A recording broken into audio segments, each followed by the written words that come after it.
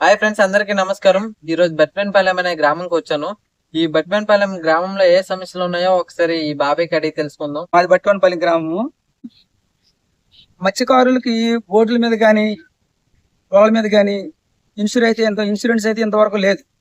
Boat మునిగిపోయినా, కొన్నిసార్లు కెరటాల్లో boat బొలతా పడి తిరగబడిపోయి వాళ్ళపోయినా ఇంతవరకు అయితే ఇన్సూరెన్స్ లేదు.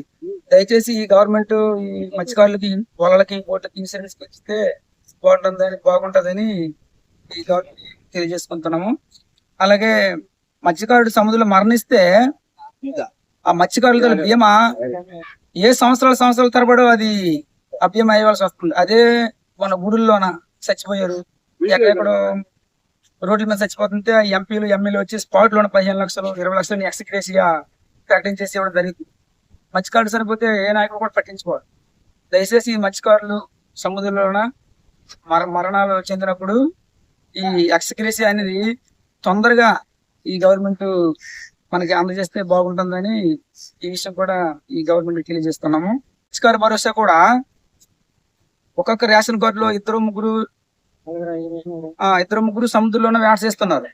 ఈ ఒక రేషన్ కార్డుకి గవర్నమెంట్ ఒక్క భరోసా ఇస్తుంది.